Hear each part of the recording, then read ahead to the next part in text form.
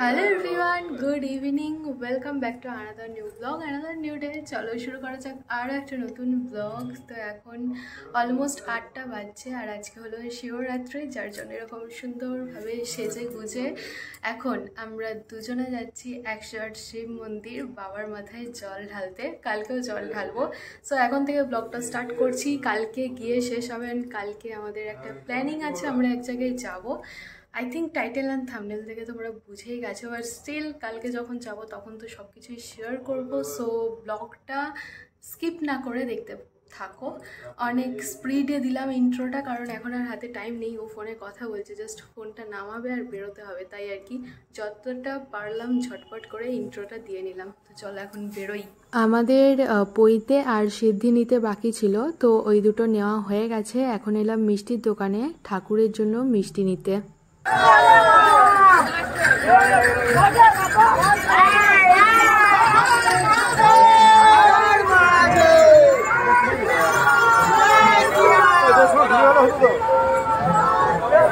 আমরা 108 শিব মন্দিরে গিয়ে ঢুকলাম তখন অ্যারাউন্ড 8:15 কি 20 হবে। আর এই বছরে তো সন্ধে 8টা থেকে শিবরাত্রি পড়েছে। তো যখন গিয়ে ঢুকলাম প্রচন্ড ভিড় ছিল। আই থিঙ্ক সেটা তোমরা ভিডিও দেখে বুঝতেই পারছো। একটা হাত জয় ধরেছিল আর আমি একটা হাতে ফোনের ক্যামেরাটা ধরেছিলাম। যাই হোক, তো 108টা শিব মন্দির এখানে আছে, বাট প্রতিটা শিব মন্দিরে তো পুরোহিত থাকে না। যে শিব মন্দিরগুলোতে পুরোহিত ছিল সেখানেই এরকম লাইন পড়ে গেছিল। তো এই যে কোণের শিব মন্দিরটা দেখছো, এখানে পুরোহিত ছিল, তাই আমরা সবাই মিলে এখানেই লাইনে দাঁড়ালাম। হাতে তো দুধ গঙ্গা জল নিয়েই নিয়েছি। অন্যান্য জায়গার থেকে এখানে লাইনটা একটু কমই মনে হলো, তবে জানো আমরা লাইন দেওয়ার পরে এখানে আবার ডবল লাইনও হয়ে গেছিল।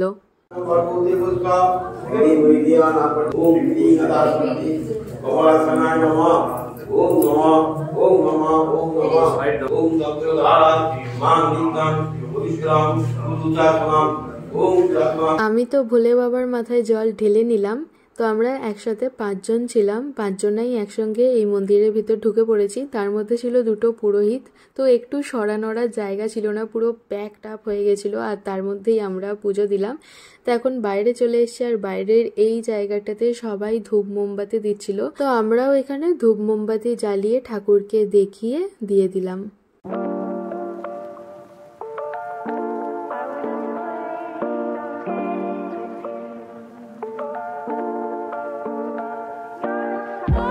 দেখো এখানে এতগুলো মোমবাতি জ্বলছিল, ভীষণ ভালো লাগছিল দেখতে।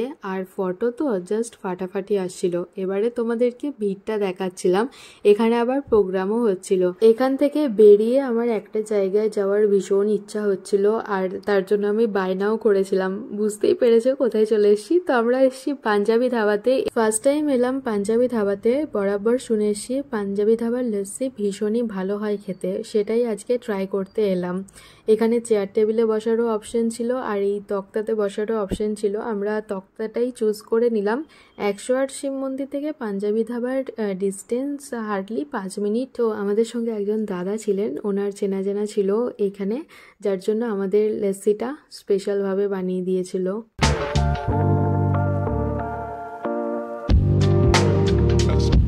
সাড়ে 10টা বাজছে। সো ফাইনালি আমরা বাড়ি চলে এসেছি। ও ঘরেতে কাজ নিয়ে বসলো, যার জন্য আমি বারান্দায় এলাম আর একটু আস্তে আস্তে কথা বলছি যাতে ওর প্রবলেম না হয়। হয়তো আজকে 108 শিব মন্দিরে প্রচণ্ড ভিড় ছিল।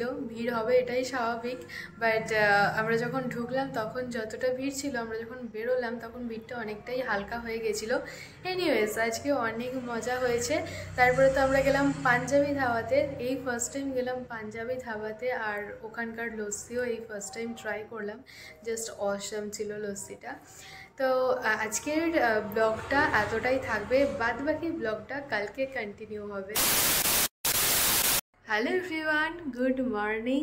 তো সকাল সকাল স্নান করে রেডি হয়ে গেছি। এখন বাজছে অলমোস্ট 9:30।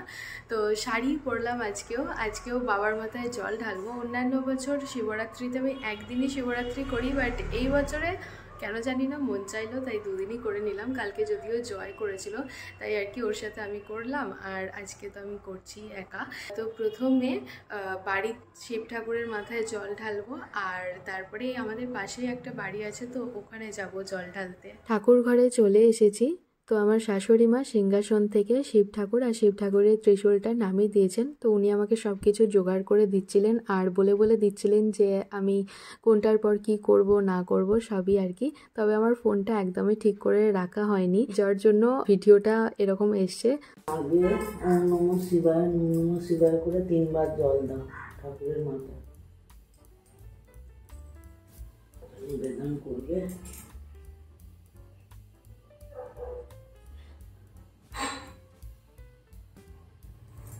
এবার একটু আতপ চাল নাও, একটা বেলপাতা নাও, একটু আকন্দ ফুল নাও, নিয়ে ওম নমঃ শিবায় করে বলো।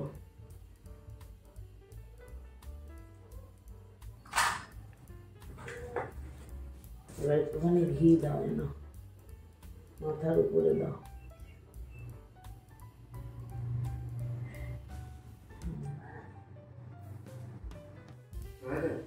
হ্যাঁ হয়ে গেছে।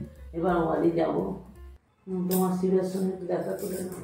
বাড়ির শিব ঠাকুরের মাথায় জল ঢালা হয়ে গেছে আর এখন ও বেরোচ্ছে, তাই আর কি দাঁড়াতে এলাম। টাটা।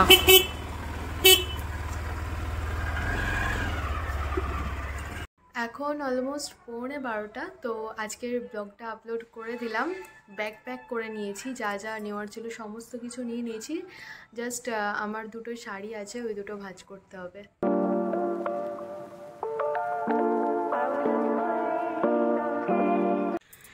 ডান। ব্যাগ তো করে নিয়েছি বললাম, বাট এতক্ষণে আমার খেয়াল পড়ছে যে তোমাদেরকে তো বলাই হয়নি আমরা আজকে কোথায় যাচ্ছি। তো আমরা আজকে যাচ্ছি মেজো মামামের বাড়িতে। যখন বিয়ের আগে গেছিলাম নিমন্ত্রণ করতে প্লাস আইব্রো ভাত খেতে, তখন তো তোমাদেরকে দেখিয়েছিলাম যে মামামের বাড়ির সামনেই একটা কালী মন্দির আছে। তো শিবরাত্রির পরের দিনে ওই কালী মন্দিরেই পুজো হয়, তো সেই পুজোতেই আর কি আমরা যাচ্ছি। আমি, জয়, বুবাই মা, আমরা 4 জনাই যাব। তো আমি সুপার ডুপার এক্সাইটেড। আজকে সারা রাত জাগার প্ল্যানিং আছে, দেখা যাক কি হয় না হয়। ওখানে সারা রাত ধরেই পুজো হয়। এই পিট ব্যাগটা নিয়ে যাচ্ছি, এর মধ্যে সমস্ত কিছু প্যাক করে নিয়েছি। আমার দুটো শাড়ি রয়েছে আর এই ব্যাগটা পুরো ফুল হয়ে গেছে। আর এই যে এই হেলমেটটাও নিয়ে যাচ্ছি। অনেকটা রাস্তা বাইকে করে যাব, যার জন্য আমাকে হেলমেট পরতে হবে। আমার তো হেলমেট পরতে একটুও ভালো লাগে না, এই ফার্স্ট টাইম হেলমেট পরে এতটা লং জার্নি করব আর কি। আর এই ব্যাগটা নিয়ে যাচ্ছি, এর মধ্যে আর কি সমস্ত কিছু ভরে নিয়েছি, মানে ওষুধ, মেকআপ রিমুভার, পার্স, রুমাল এটসেট্রা এর মধ্যে নিয়েছি। আর এই ব্যাগটার মধ্যে রয়েছে একটা শাড়ি, মা এটা পরবে বলছিল, তো এই একটা শাড়ি নিয়ে যাচ্ছে, এটা মাকে দিয়ে দেবো আমি। আর এই ছোট্ট বক্সটার মধ্যে মেকআপের সব কিছু গুছিয়ে নিয়েছি। মেকআপ বলতে লিপস্টিকই বেশি নিয়েছি, কারণ এখন থেকে ডিসাইড করতে পারছি না যে কোন লিপস্টিকটা পরবো না পরবো, তাই আর কি লিপস্টিকের অপশন বেশি নিলাম। একটা তো মাস্কারা রয়েছে, লিকুইড সিঁদুরটা নিলাম, টিপের পাতা নিয়েছি। এখন টিপ না পরলে কেমন যেন ভালো লাগে না। এখানে রয়েছে সানস্ক্রিনটা নিয়েছি, আর হোয়াইট নিভিয়া নিয়েছি। বাস এই আমার ছোট্টখাট্ট মেকআপের সাম্রাজ্য।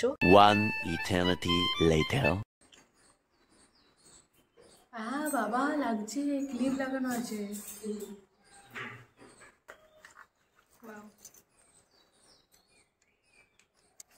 কাজটা তুলবে না। 3:20। সো ফাইনালি আমরা সবাই রেডি হয়ে গেছি, এবারে বেরোচ্ছি।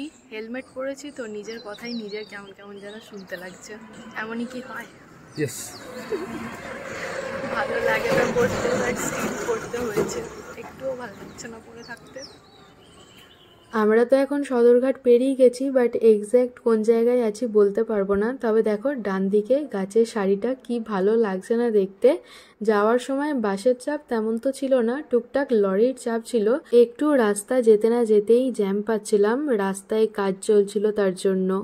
4:30 বাজছে, তো আমরা উচালন পেরিয়ে গেছি। আর এই একটা ফাঁকা জায়গাতে আমরা সবাই দাঁড়িয়ে আছি। একটানা গাড়ি চালাতেও প্রবলেম আর বসে থাকতেও প্রবলেম, তাই আর কি একটু দাঁড়ালাম। তো আবার আরামবাগে গিয়ে দাঁড়াবো, এরকম একটা প্ল্যানিং হচ্ছে, দেখা যাক কি হয় না হয়।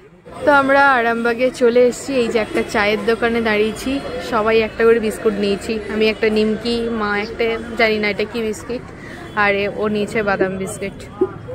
আর এবারে একটা চা খাবো। A few moments later. 6টা বাজছে। সো ফাইনালি আমরা পৌঁছে গেছি মাম্মামের বাড়িতে, আর এসেই ছাদে চলে এসেছি। ছাদ থেকে ভিউটা ভীষণ ভালো আসে, আর বাড়ির সামনেই তো মন্দির, ওখানেই পুজো হবে, তো খুব ভালোভাবে দেখা যায় ছাদ থেকে, তাই আর কি ছাদে এলাম। এর আগের বারে যখন এসেছিলাম তখন দিনের বেলা এসেছিলাম, তো তোমাদেরকে মন্দিরগুলো দেখাচ্ছিলাম। আর আজকে পুজো, একটা স্পেশাল দিন, তো মন্দিরগুলো খুব সুন্দরভাবে সাজিয়েছে টুনি লাইট দিয়ে। তারাও দেখাচ্ছি। আর এখানে কত গান বাজছে, আই থিঙ্ক তোমরাও শুনতে পাচ্ছ। এই দেখো মাম্মামের বাড়ির পাশেই যে বড় মন্দিরটা কত সুন্দর করে সাজিয়েছে লাইট দিয়ে।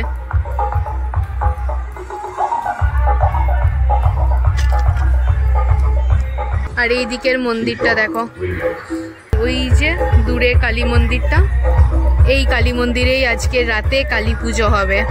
এই দেখো এখানে রান্নার জোগাড় চলছে, এবারে চপ ভাজা হবে, নিরামিষ চপ।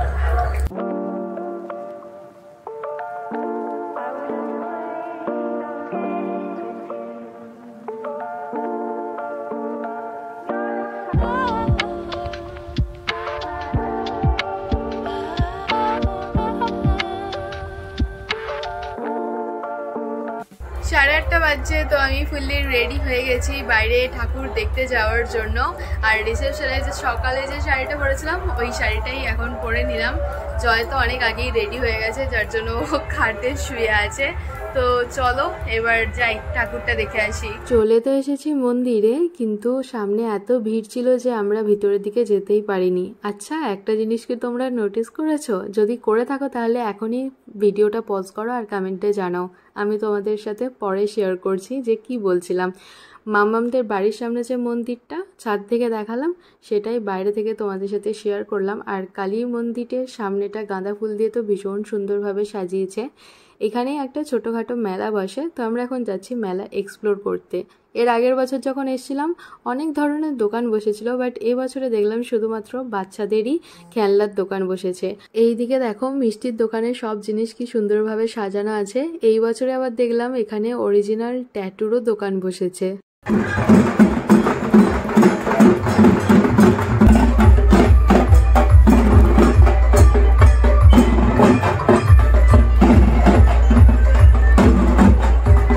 এই পাশে কত বড় সাইজের একটা মোমবাতি রাখা আছে। যখন ভিডিও করছিলাম তখন তো নোটিসই করিনি, পরের দিন যখন গেছিলাম তখন গিয়ে দেখলাম এখানে সবাই পুজোর জোগাড় করছে।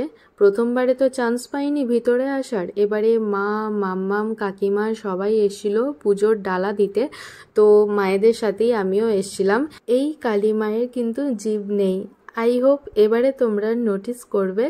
তো এখানে সারা রাত ধরে পুজো হয়। এখন অলমোস্ট 9:30 কি 9:45 বাজছে। পুজো শুরু হতে হতে 11টা তো বেজেই যাবে। তো এখন আমরা ঠাকুরতলা থেকে চলে এসেছি ছাদে। তো 11টার পর ঠাকুরের ঘর তুলতে যাবে সবাই, তারপরে পুজো শুরু হবে। তো পুজো শুরু হতে প্রায় 11:30 পৌনে 12টা তো হবেই। তো পুজো শুরু হলে তারপরে আবারও একবার যাব ঠাকুরতলাতে, দেন সারা রাত এই ছাদেতে আর বারান্দাতেই কাটাবো, সেরকমই ইচ্ছা আছে। দেখা যাক কতটা কি হয় না হয়।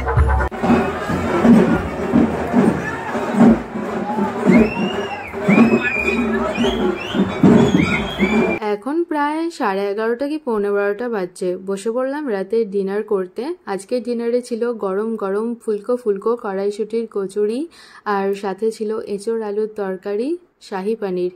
তো এটার নাম আমি শাহি পনিরই দিলাম, বাট মাম্মাম বলল যে শাহি পনিরে কসুরি মেথি দেওয়া হয় না। লাস্টে ছিল এখানকার স্পেশাল রসগোল্লা আর পান্তুয়া। এখন রাত্রি 1:38 বাজছে। তো বারান্দায় তক্তার উপর বসে বসে ডিজে ডান্স দেখছিলাম। যত রাত বাড়ছিল বক্সের আওয়াজও তত বাড়ছিল। এদিকে একদল ডিজে ডান্স করছে, এরই উল্টো দিকে আরও একদল ডান্স করছিল।